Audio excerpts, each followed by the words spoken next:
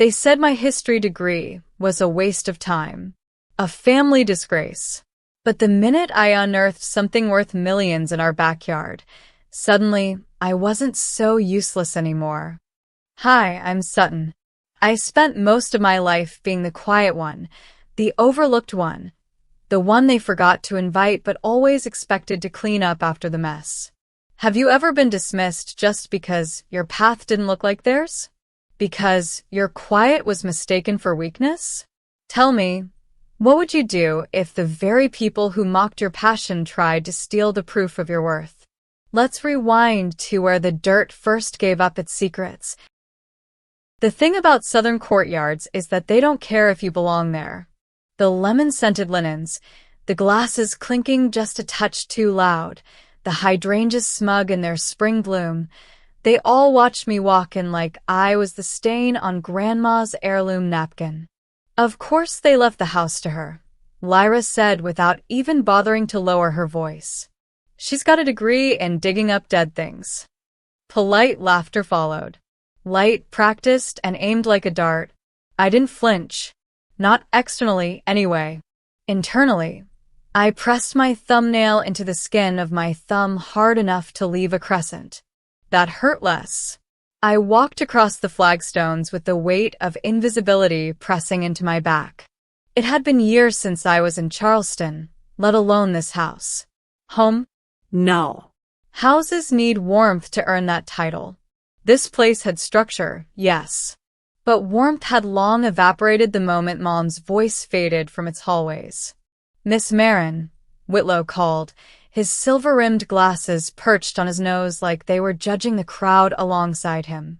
We'll begin. Lyra smiled like a politician.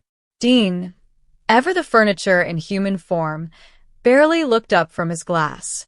The rest of the guests, extended cousins, a few country club loyalists, and 3 people I couldn't even name, looked on with the detached interest of courtroom spectators.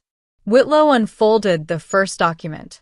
Jacqueline Marin's last will and testament, notarized February 18th of this year, verified by our office and witnesses present at the time. Per her wishes, we begin with the distribution of financial assets. Lyra leaned forward slightly, already rehearsing the gracious thank you speech she'd likely prepared in front of a mirror. I waited, hands folded. Financial liquid assets totaling $890,000 are hereby divided as follows. 45% to Ms. Lyra Marin. 45% to Mr. Dean Marin. The remainder shall be donated to the Marin Foundation for Historical Landmarks. Dean smirked. Lyra didn't bother hiding her self-satisfaction. My name had yet to be mentioned, and the hush around me tightened like a rope. And now, Whitlow said, pulling a second envelope from his case. An addendum, signed 2 months prior to Mrs. Marin's passing, in the presence of notary and 2 staff witnesses. This concerns the primary real estate asset, 127 Charleston Way, and its attached land. I blinked. That was the house. The house we were all sitting behind, sipping mimosas and spite. Whitlow cleared his throat. To my daughter, Sutton Marin, I leave the entirety of the residence, known as 127 Charleston Way, including its surrounding acreage, contents, and all historical items therein. This gift is contingent on her sole custodianship. The property may not be sold, transferred, or altered for a period of no less than 1 year. A glass shattered. I didn't even turn to see who dropped it. The sharp inhale from Lyra was enough. What? She hissed. Dean sat back slowly, blinking. She can't be serious, Lyra said, louder now. The house. Whitlow remained composed. That is what the addendum states, Ms. Marin. I mean, she studied history, not property law, Lyra snapped. She doesn't even live here. She does now, Whitlow replied evenly. I took a long breath, letting the silence stretch. Then, slowly, I reached into my bag and pulled out the soft, faded scarf with Mom's initials, JM. embroidered in blue thread. I laid it in my lap like a shield, like a reminder. Mom always told me the house chose who needed it. That wasn't poetry. It was strategy. Lyra stood up, heels clicking furiously against the tile. I call foul. This is a setup. She manipulated Mom. She wasn't even here most of the time. She was off in Atlanta pretending to be Indiana Jones in a public library. That one got a few chuckles. I didn't move. She doesn't even know how to fix a leaky pipe, Dean added. Funny, I said, my voice calm. Neither of you noticed it had been leaking. Silence. It was a small victory, but a clear one. I stood then, still holding the scarf. You all made it very clear I wasn't part of this family, that I was an inconvenience, a degree with debt and no direction. But Mom knew. I paused, letting my eyes pass over each of them. She knew I'd preserve the things that mattered, not sell them for short-term gain. She didn't leave me the money. She left me the legacy. Whitlow nodded gently. There's one more clause, he said. Lyra groaned. Whitlow continued. During the custodianship period, neither Lyra Marin nor Dean Marin shall initiate, solicit, or coordinate any sale, subdivision, or redevelopment inquiries regarding the property. Any such action will result in forfeiture of inheritance. Lyra went pale. You're kidding. Whitlow wasn't. I'll fight this, she said. Of course you will, I murmured. Whitlow closed the folder. Unless contested, this is now legally binding. I turned and walked back to my chair, sitting with a steadiness I didn't feel but wore anyway. The wind picked up slightly, brushing through the trees in the garden. It almost sounded like Mom whispering. Some things aren't meant to be owned, only protected. I looked up at Lyra, whose smile had cracked, just barely. And I thought, game on. The key stuck in the lock like it hadn't been turned in years. The metal moaned as I twisted it, the old door finally creaking open with the sound of reluctant welcome. Dust danced in the golden afternoon light, slicing through the parlor's shuttered windows. The scent hit me like a memory. Lemon oil, mildew, the faint trace of Mom's lavender soap long since faded. No one had been here for weeks, maybe longer. I stood in the doorway for a moment, just breathing it in. This was mine now. All of it. The chipped molding, the groaning floorboards, the houseplants reduced to brittle husks on windowsills. Not a single family photo in sight. I set my canvas bag down gently near the staircase and walked in, one careful step after another, like I might wake something. By the time I reached the kitchen, I knew someone had been here. A stack of neatly labeled boxes sat in the corner. Too neat, too recent. On the fridge, a note scrawled in bold pen. For removal, china, silverware, artwork. Underneath, a printed logo, Marin Estate Transition Services. I didn't hire anyone. I yanked open the pantry. Empty. The formal dining room? More boxes, already half-packed. I turned back toward the hallway just as the front door opened without a knock. Well, Dean said, stepping in with the slow confidence of someone who thought he still owned the place. Didn't expect you to show up so soon. I didn't answer. He was followed by two men in polo shirts with clipboards and a dolly cart. We're here to catalog the contents, one of them said. For liquidation. You're not, I said flatly. Dean chuckled. Come on, Sutton. You don't actually plan to live here, do you? This place is a tomb. Sell the junk, take the cash, and head back to your thesis papers. I stepped between him and the workers. You don't have authority here. The foundation still has claim over. No, I interrupted, pulling the folded copy of the addendum from my back pocket. Read the clause. No sale, no transfer, no interference. His smirk faltered. One of the workers hesitated. I turned to them. If you stay on this property without permission, you're trespassing." They exchanged looks. One mumbled something about checking with the office and hurried out. Dean lingered longer. "You think this is some grand opportunity?" he asked, eyes scanning the faded wallpaper like it personally offended him. "You'll be buried under debt and rot before winter." I leaned in slightly. "Then maybe I'll rot with something worth remembering." He left without another word. That night, I sat cross-legged on the living room floor, sorting through the clutter. Old records, yellowed postcards, a box labeled Church Bulletins 1980s. I pushed it aside. That's when I found it, a thin wooden frame wedged behind a broken mirror. Inside was a faded photo of Mom, no more than 16, standing in the backyard under the apple tree. On the back, in her careful, looping script, "Behind the apple. Always." I stared at the words long and hard. Then I turned and looked out the window toward the tree, still standing, somehow more gnarled than I remembered. The next morning, I pulled on gloves, grabbed a rusty trowel from the shed, and walked into the backyard. The grass scratched at my ankles as I approached the tree. Its bark was cracked, moss-covered, but strong. I circled it slowly, scanning every inch. That's when I saw it, barely visible at the base, half covered in creeping ivy, a flat stone, rectangular and out of place. I cleared the ivy carefully. Etched into the surface, worn but unmistakable, were two words in Latin: Memoria Custos, the guardian of memory. My heart pounded.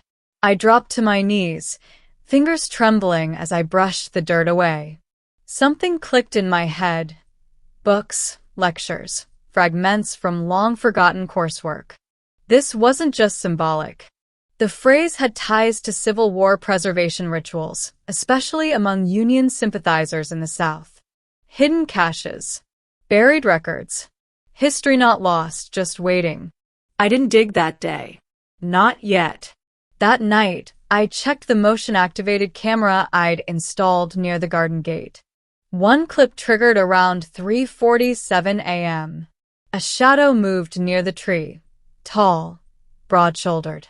He stayed only a minute before disappearing into the dark. Brad, Lyra's husband. I stared at the freeze frame of his back and the glint of his watch in the moonlight. They knew. Somehow, they knew something was here. I sat back in Mom's old chair, the upholstery worn from decades of use. My hands still smelled like dirt and ivy, but my pulse was clean fire. Let them watch. Let them mock. I was about to dig up something they could never cover again. I didn't sleep the night after I saw Brad on the camera footage. I watched that clip on loop, each time pausing when his face turned slightly, revealing just enough to be undeniable. He knew something, or he was looking for something. Either way, it was a move, not a coincidence. By sunrise, I was in the backyard with gloves on, hair tied tight, a rusted garden trowel in hand. The earth was damp and stubborn, like it didn't want to give up what it held. But I had time, and I had anger, both excellent tools for excavation. The stone slab marked Memoria Custos was heavier than it looked. Beneath it was a layer of red clay and small, unnatural rocks that didn't match the soil around them. I recognized the signs from preservation classes. Someone had buried this intentionally and carefully. This was a cache, not a coincidence. An hour in, I hit something. A soft metallic clink rang out beneath my glove. My chest tightened. I dropped the trowel, fell to my knees, and started clearing the dirt by hand. Slowly, reverently, like I was revealing something sacred. Because I was. It was a box, about the size of a shoebox. Metal, aged but sealed, wrapped in waxed cloth that had yellowed with time. The top was etched faintly with initials. JES below that. April 1864. My brain sparked. Jeremiah T. Saunders. A name I hadn't thought of in years. He was a Union officer who had gone missing near Charleston during the final push of the Civil War. Rumors in the journals said he was transporting critical field assets when he vanished. Historians speculated about gold, maps, troop plans. Nothing was ever confirmed. I ran into the house, set the box gently on the dining table, and unwrapped the cloth. The wax seal cracked with the sound of centuries. Inside was a small wooden chest lined with linen. In it, one gold coin the size of a silver dollar, its markings pristine. A brittle scroll of parchment. And a letter, folded carefully, tied with a navy blue ribbon. I didn't open it. Not yet. My hands shook too badly. Instead, I pulled out my phone, took a video of the entire process from the dig to the opening, recording every angle. Documentation mattered. Mom used to say, people lie. Paper doesn't. Once I calmed my breath, I picked up the coin. Solid. Heavy. I recognized the pattern immediately. Union issue currency minted for battlefield use, meant to bypass inflation. Rare as hell. I finally untied the letter. The ink had faded, but it was legible. It read, "If found, deliver this to the Northern Archive. The nation must never forget. The gold is not to be spent. It is a record, a warning, a promise. A promise." Someone had trusted this ground, this backyard, to preserve truth. And I had found it because I knew what to look for. Because I had a useless degree in history. I laughed out loud just once, quick and sharp like a gasp. It startled even me. Then I did what any decent historian would do. I cataloged everything, logged the time and location, photographed every item. I uploaded the footage to 2 different cloud servers. I even wrote an email to myself detailing the find. But part of me still didn't feel safe. I walked back to the camera system and expanded the timeline. Brad hadn't returned that night, but someone else had. At 5:11 a.m., just as the sun began to rise, another figure slipped through the side fence. Slimmer. Shorter. A ponytail. Lyra. She didn't dig. She just stood there, staring at the spot, arms crossed. Then she looked straight at the camera, right into the lens, and smiled. It wasn't warm. It was a warning. Have you ever looked someone in the eyes and realized they weren't just ignoring you? They were erasing you? That kind of betrayal hits different when it comes from blood. If you've ever felt like your family made you invisible on purpose, drop a comment number 7 below. Now, let's see how I fought back. Later that afternoon, I sat on the porch swing, the box sealed again and resting in my lap. My phone buzzed. A notification from Instagram. Lyra had posted, "Some people find rocks and call them relics. Some of us build futures instead." Underneath, a photo of her in front of a real estate office, all smiles and filters and falseness. Within an hour, the comments rolled in, clapping emojis, fake support, but also some confusion. Someone tagged me. Another asked, "Is this about your sister's discovery?" Someone else replied, "What discovery?" So I posted a single photo, the gold coin held in gloved hands, captioned, "Unearthed beneath the house my family tried to erase me from. 1864, verified, valued." I didn't mention the letter. Not yet. Some truths need their moment. By sunset, my inbox had 3 new messages. One from a Civil War historian in Georgia, one from a preservation society offering resources, and one from the Smithsonian. They wrote, requesting initial assessment opportunity, confidentiality ensured. I smiled. Let them watch. Let them scramble. This wasn't just a find. This was the moment history turned the tables. The Smithsonian email hit my inbox with a ping that felt like a thunderclap. This is not only authentic, it read, it is one of the most significant civilian discoveries of Civil War artifacts in the past 2 decades. We respectfully request permission to conduct an in-person evaluation. I stared at the screen, my heart still for a full beat, then 2. So much of my life had been built on the belief that I was invisible, that I'd always be the one holding the camera, not in the frame. But this was different, and it was time everyone saw it. By noon, I was seated in a quiet corner booth at Clementine's Cafe, waiting. The light filtered through tall windows, casting soft rectangles across the table. I could see my reflection in the polished sugar caddy, eyes alert, jaw tight. Dr. Emery Clay arrived exactly on time. Buttoned blazer, messenger bag over one shoulder, and an expression of pure academic suspicion. "Sutton Marin?" he asked. I stood, shook his hand. "Thanks for coming on such short notice." He pulled out a binder, already filled with printed screenshots of my coin, the scroll, the box. He flipped through quickly, eyes narrowing. "I have to admit," he said, "I was skeptical. But this," he turned the binder toward me, "this matches an 1864 war chest inventory list that was thought lost. Word for word. Same officer initials. Same coin type. Even the same parchment size." "So, it's real," I said. He looked up. "Not just real. It's remarkable." I let out a slow breath. Then I made a decision.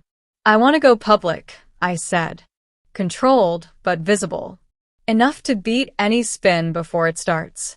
He nodded slowly. "You're expecting pushback." I didn't answer. I didn't need to. We returned to the house, where I'd set up a clean space in the library. Natural light, old books, the subtle glow of purpose. I'd moved the heavy reading chairs aside and laid out the artifact on navy velvet I found in Mom's old sewing trunk. Dr. Clay reviewed the items in person, running gloved fingers across every surface with reverence. "This isn't just a historian's dream," he said. "This is a legacy-defining find." I started the live stream. Nothing flashy. Just me, the box, and truth. "Hi. I'm Sutton Marin," I said, looking into the lens. "Some of you know me as the girl who disappeared into libraries. The one with a useless degree in history. Today, I'm the one holding a piece of our past." The chat began to ping, viewers climbing fast. Questions poured in. And then, Dr. Clay stepped into frame and confirmed everything. The age. The authenticity. The coin's estimated value, just over $1.2 million. I let that hang in the air. Then I said what mattered. This artifact is a record of who we were. And maybe of who we forgot we still are. Across town, Lyra was hosting a charity brunch. She was photographed posing with donors, holding a branded wine glass, smiling like she'd just solved world peace. An hour later, a blurry clip surfaced online. Someone had recorded her talking behind a curtain. She dug up some trash in the backyard, and now she thinks she's Indiana Jones. Lyra said, laughing. "It's cute, honestly. She's just so desperate to matter." It spread like wildfire. The comments turned quickly. "Did she really say that about her own sister?" One wrote. Another added, "Imagine being that wrong and that smug." I didn't respond. I didn't have to. Because by that evening, Clara Reese, journalist, society columnist, and once one of Lyra's loudest allies, was knocking on my gate. "I want her version," she said. Unfiltered. And on the record. I invited her in. She walked through the house like she was entering a museum, not a home. And maybe, in some ways, it had become both. We sat in the sunroom, surrounded by open books, archive boxes, and faded floor plans of the property I'd found hidden in Dad's old drawer. She asked not just about the artifact, but about the house, my mother, the history that never made it into articles or obituaries. I used to think if I stayed quiet long enough, someone would notice, I said. Turns out, silence just teaches people how to ignore you. So, I stopped being quiet. She nodded. You didn't just unearth an artifact. You reclaimed a legacy. I showed her the handwritten letter from a middle school girl who had seen my live stream. It said, I thought history was for old men in suits. Now I think maybe I could be one of the people who keeps it alive. Clara looked at it a long time. Later that night, her article dropped. The headline read, Buried Legacy, the historian who dug up a family's real worth. Underneath my photo, standing in the library, coin in hand, scarf tied at my wrist. The views tripled overnight. My inbox flooded with outreach from universities, from preservationists, from young women who said, I thought I was nothing too. One email came from a professor at Winthrop University. Would you consider guest lecturing this fall? Your story is precisely what our students need to hear. Another from a historical foundation in Virginia. If you ever consider turning the Marin estate into a permanent archive, we'd be honored to support the effort. I read them all at the long dining table Mom once used for Christmas puzzles. Outside, dusk gathered like quiet approval. And Lyra? She deactivated comments on every platform she owned. I stood at the window the next morning, coffee in hand, watching the sun rise over the same yard that had tried to swallow me whole. The air smelled like jasmine and cold soil. The earth had given me something back. And now it was my move. I'd never set foot in a courthouse as a defendant. Walking up those granite steps with a folder full of evidence didn't make it any easier. It wasn't fear that pressed down on my chest. It was the weight of every lie that had walked ahead of me. And today, I was here to crush them with truth. Inside, the air was too cold, too quiet. Every cough echoed like judgment. Rows of polished benches stretched back, filled with local reporters, curious strangers, even two of Mom's old bridge partners sitting stiffly with their purses in their laps. I caught a glimpse of Aunt Joan near the back, her eyes wide and unblinking like she was waiting for a train wreck. I sat near the front beside my attorney, Miranda Hale, a no-nonsense woman with short silver hair and a sharper tongue. She adjusted her glasses and leaned over. Whatever happens in the next hour, you don't blink, she said. Let their performance speak louder than your reaction. Lyra walked in like she owned a room. Hair flawless, blouse tailored, smile poised, until she saw me. Her lips twitched, then flattened. Brad followed, carrying a leather briefcase like it contained the Constitution itself. They took their place at the opposite table. The judge entered, and everyone stood. We are here to resolve the ownership and custodianship dispute concerning the Civil War-era artifact discovered on the Marin estate, he said. We will begin with statements from the petitioner. Lyra's lawyer rose. Your Honor, he said smoothly, this artifact, though buried on land currently in Sutton Marin's possession, belongs to the Marin family estate in historical and genealogical context. It is not the product of labor, intent, or scholarship by Ms. Marin, but rather a happenstance find. Furthermore, we have concern that Mrs. Jacqueline Marin was under undue influence when altering the will, placing control of such assets with her least involved heir. He sat down like he'd just handed the judge a gift. I kept my face still. Miranda stood, heels sharp against the floor. The document in question, she began, was altered with full legal oversight. We will submit sworn statements from the estate's attorney, the hospice nurse, and 2 witnesses, affirming Mrs. Marin's cognitive clarity and intent. But more importantly, this isn't about inheritance. It's about history. And Ms. Sutton-Marin is not just the finder of this artifact. She's its translator, its preserver, and the only member of her family qualified to interpret and protect it. The judge leaned back slightly. Proceed with evidence. We submitted the original letter from my mother, written in her own hand, dated and witnessed, in which she clearly stated her desire that the house and any historical materials therein be entrusted solely to me. Next, we submitted the assessment report from Dr. Clay, validating the artifact's authenticity and value and affirming that its preservation required knowledge in historical archiving, not just possession of land. Lyra's team countered with emotional appeal.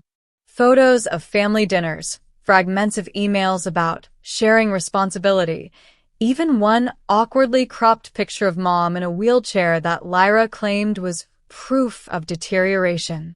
But it wasn't enough. Then the moment came. We played a recorded statement, video taken 6 weeks before Mom died, seated in her sunroom, weak but lucid. If this video is being watched, it means there's another fight about the house, she said. I changed the will because Lyra tried to sell my home from under me. I wasn't confused. I wasn't coerced. I knew who would protect what matters. Silence followed. Even the judge looked affected. Lyra stiffened in her seat, mouth barely open, hands clutching the edge of the table. She didn't mean it like that, Lyra muttered. She wrote it. She filmed it, the judge replied. That's more than intent. That's testimony. He flipped through his notes. Per the revised, notarized testament and evidence submitted, custodianship of the artifact and estate remains with Ms. Sutton-Marin. The petitioner's claim is denied. Have you ever been dismissed, pushed aside, then forced to fight for what was already yours? That moment when you stop asking for space and start claiming it. If you've ever had to reclaim what should have never been taken, drop a comment number 9 below.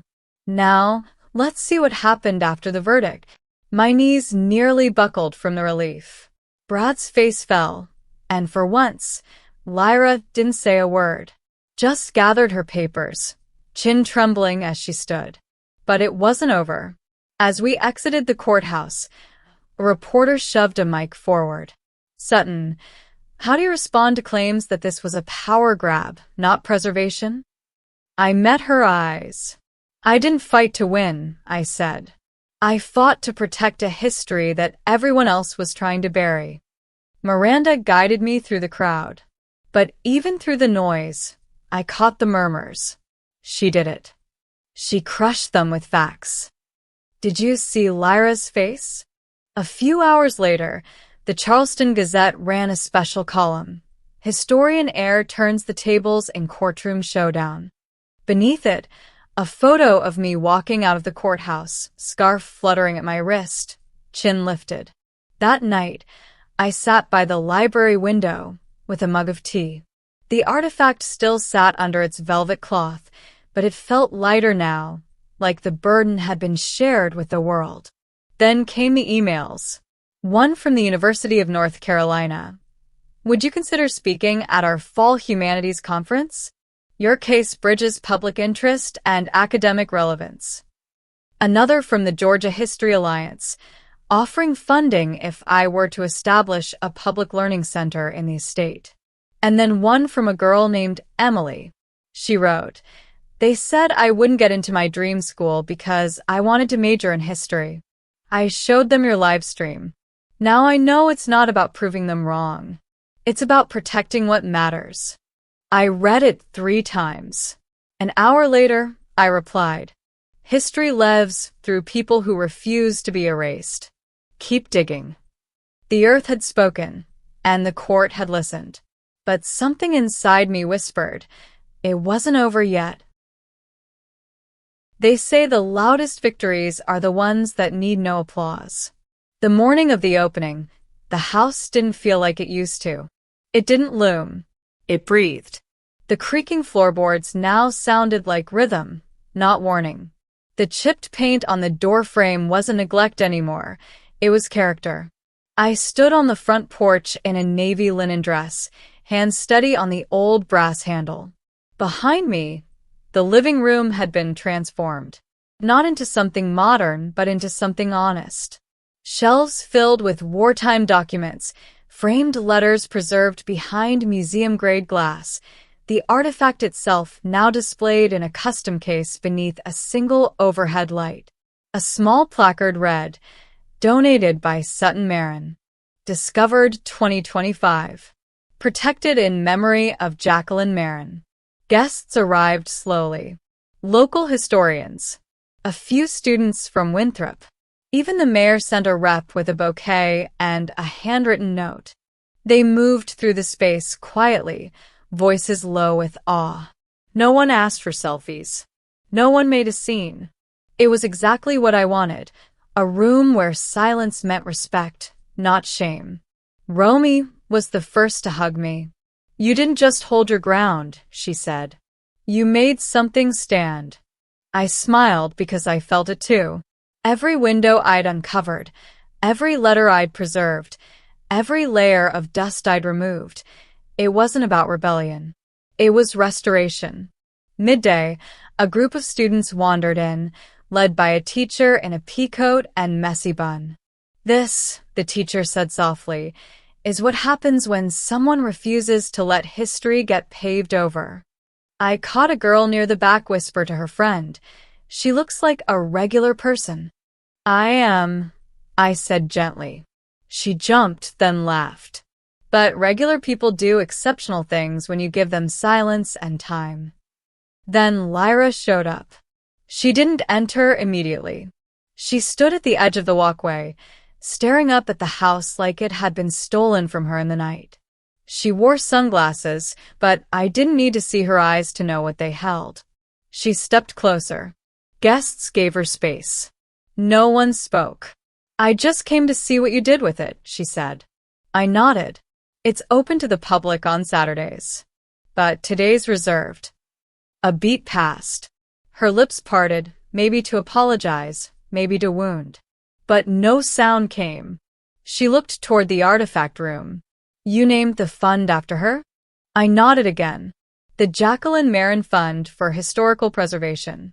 First recipient's already been picked. High schooler from Savannah. Wants to study Civil War medicine." Lyra's hands curled slightly. "You really think this makes you the better daughter?" "No," I said. "It just means I stopped trying to be the silent one." She blinked hard, then turned without another word. I watched her heels click back down the path like a slow retreat from a battlefield. Inside, Clara approached with a folder. "National Archives wants to list this house on the protected structures list," she said. "They're calling it the most intact civilian site of hidden Union preservation ever recorded." I took the folder, fingers tracing the letterhead. "This house used to be the place they put me in to shut me up," I said. "Now it's where people come to listen." The last guest left around dusk. I stayed behind, turning off lamps, resetting displays, straightening a crooked frame of Mom near the hearth. I stood in the parlor where she once sat holding tea and disappointment. Now, her portrait hung near the entry, eyes steady, proud. Then I remembered the drawer. In the upstairs office, behind a row of old tax files, I found it, small, cloth-bound, brittle with age. A journal. The name on the first page read, Eliza Marin, 1871. I sat on the floor and opened it carefully. The handwriting was elegant, full of detail. Pages spoke of ration runs, hidden sympathizers, and something called the second vault. The last line on the final page stopped my breath. "The garden is only the beginning." I stared at the words, heart slowing, mind racing. Outside, wind brushed the window pane. The chimes on the porch gave a soft, metallic sigh. I closed the journal and placed it beside the artifact case. Some wars end with a signature. Others whisper through generations, waiting for someone who knows how to listen. I no longer live in the shadow of mockery or the weight of being overlooked. Today, I live within a legacy, one that was once used to bury me, now turned into a place where truth is preserved and honored. What I've learned is this: if you stay silent too long, others will rewrite your story. But if you dare to speak up, if you hold the line on what's right, then karma always finds its way back to the right hands. Dignity doesn't have to be granted. It just has to be defended. What about you? Have you ever been dismissed for thinking differently, living quietly, or standing up for what you believed in? Share your story in the comments. Maybe your voice is the one someone else out there needs to hear.